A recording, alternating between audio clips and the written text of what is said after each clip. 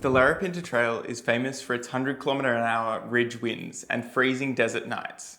Let's build a sleep system that handles these conditions, including a sneak peek at the new X-Bed mat that has a higher R value for less weight. If you missed our last video dialing in the perfect pack, I've linked it above.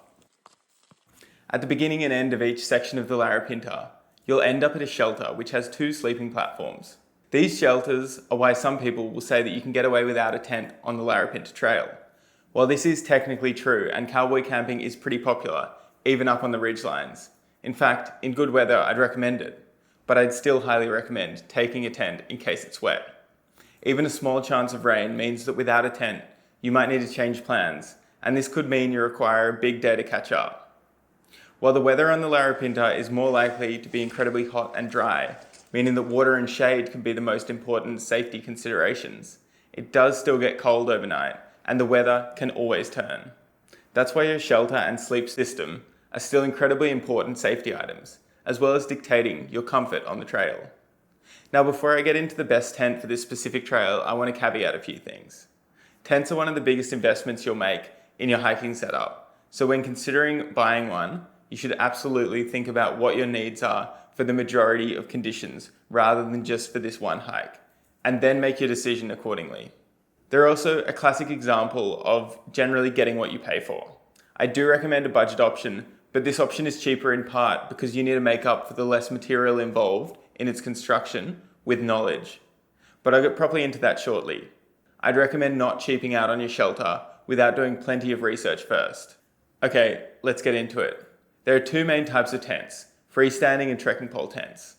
Freestanding tents work without being pegged into the ground, as the poles create the shape and structure of the tent, and the pegs just stop it from blowing away. Trekking pole tents, on the other hand, require constant opposing tension from the pegs to stand up, and use your trekking poles, an item many people already have with them, to create the structure.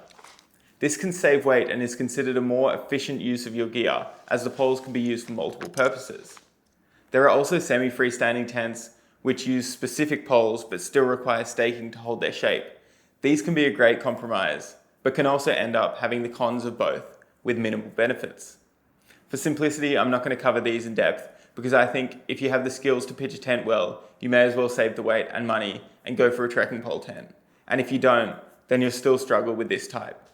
I therefore don't think they're the best option for this trail, but they may be the exact balance you're after, and there are some good, well-made options out there, plenty of which we stock at Ultralight Gear. Trekking pole tents are usually lighter and cheaper than freestanding ones, especially if you already use trekking poles. But they are harder to pitch, can be less wind resistant, and probably don't make sense if you don't already use trekking poles. Freestanding tents, on the other hand, are more beginner friendly and can be much easier to pitch on harder surfaces. This is a big pro, as the Larapinta has plenty of this, so whichever option you use, it's worth knowing how to use rocks to hold your tent down. I'll link a video below if you're unsure, or look up Big Rock, Little Rock. Having a freestanding tent, again, makes this process more forgiving, as they don't require the perfect pitch.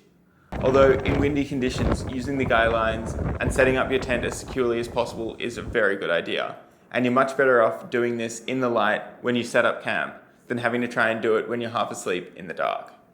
Having gone through the pros and cons of each tent type, I will be recommending a tent for both options. I'll leave it up to you to decide which might suit your needs best, but I will say that if you're in doubt, a freestanding tent is probably the way to go.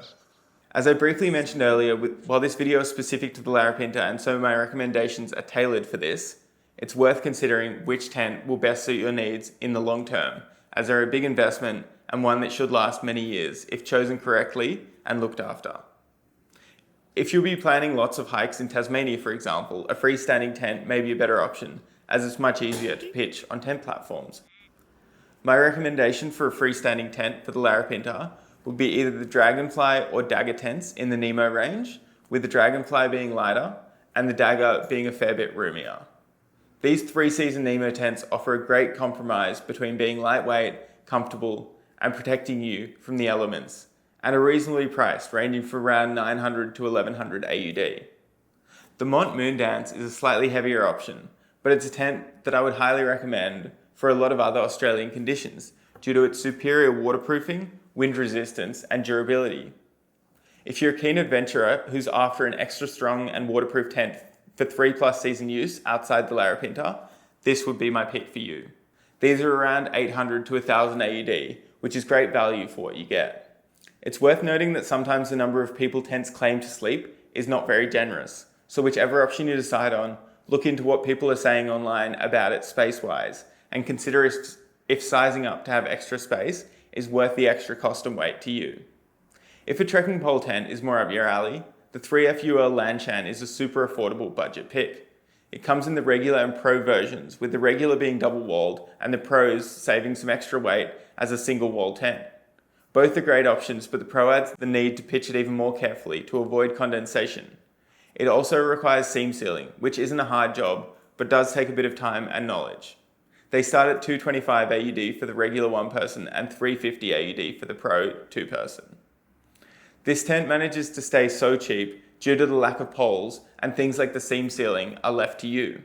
The Durston X Mids are another option that is a fair bit more expensive than the Lanshan at 425 AUD for the one person, but is cheaper than freestanding tents. If you do choose a trekking pole tent, you should definitely get used to pitching it before you go, especially if you're planning to camp on the windy ridgelines. Having some extra guy lines to ensure you're able to find a spot in the ground for the pegs, or tie it down to some rocks, is definitely recommended. A warning that I wouldn't recommend either of these tents to someone super new to hiking, unless they're prepared to do a fair bit of research on pitching and finding the right campsite. You will also need trekking poles to make this work.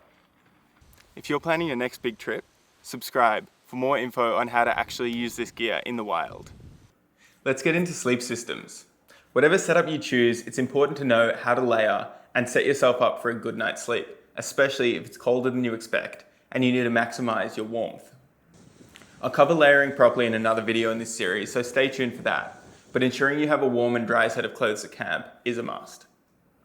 For insulation, my recommendation is the Neve Gear Waratah -2 quilt. Quilts can be a little bit more finicky to use than sleeping bags, but are often lighter and cheaper for the same warmth rating. Neve Gear has a great reputation, and the Waratah range is pretty hard to beat price-wise. At 645 grams and 400 AUD, you'll struggle to find something as lightweight and warm for the same price, especially if you're looking into sleeping bags. Based on a lot of commentary online and my own experience, they're quite true to the temperature rating. A -2 rating is actually for a cold sleeper, so you should be toasty in this unless you are a very cold sleeper, or there is unseasonably cold weather forecast. Quilts allow for more movement than sleeping bags, so may actually lead to a better night's sleep if you're not used to being in the confines of a sleeping bag, but they do require some extra steps to tuck yourself in and keep warm when you push the temperature limits. It's also worth noting they don't have hoods, so you'll need a layer with a hood or a buff or beanie to keep your head warm. Don't fall into the trap of putting your head under the quilt, or you'll end up with a bunch of wet down that won't insulate well at all. Sleeping bags offer less flexibility but are simpler to use and remove the risk of any drafts. If you would prefer a sleeping bag, the Nemo Riff 15 is a great option, coming at 1.2 kilos and 650 AUD, and also with a temperature rating of -2. If you have a bit more money to spend, the Mont Helium 450 has a similar temperature rating, but is much lighter option at 850 grams, but also much more expensive at 790 AUD. It's easy to get confused when comparing temperature ratings between different brands of sleeping bags and quilts. Quilts are generally advertised with the comfort rating, while sleeping bags are often advertised with the limit rating. These two numbers can be very different, so make sure you dig into them a little bit. The important one is the comfort rating, and you want to base this on the coldest expected temperature for your trip. You can either play this safe by a couple of degrees, or add extra layers or a sleeping bag liner if you're pushing it. The temperature ratings are very dependent on how warm or cold you sleep, so it's worth testing these out in less extreme conditions before really pushing them close to the limits. The rating is also usually based on you wearing thermal layers head to toe, so it's worth making sure you have the right layers to stay warm. You're actually better off comparing the fill weight and fill power when comparing between brands, but if you don't want to make your own spreadsheet to do this, a bit of Googling and reading some reviews should give you a good idea of the accuracy of the stated temperature ratings for each bag. If you're purchasing through us and need some advice, feel free to send through an email at the address linked below. Temperature ratings are also very much based on you having a properly insulated mat, especially if you're a quilt user. I've done a full comparison between the three main pads that we sell, the Nemo Tensor All Season, the Xped Ultra 5R, and Thermarest Neo Air X-Lite NXT, which I'll link somewhere. Basically, they're all aiming to do a similar job, and they mostly do.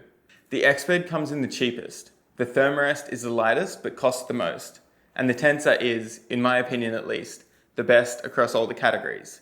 Both Xped and Nemo have since released new versions though. The new Xped Ultra 6.5R ups the R value from 4.8 to 6.9 and manages to save weight on the 5R at minimal extra cost through a new insulation technique. Any of these options will work well for you. If you can try them out and see which is the most comfortable, I'd recommend that. Otherwise, I personally would be looking for the best deal. Pro tip, you can add a fair bit of comfort choosing a wide version for minimal weight and price increases.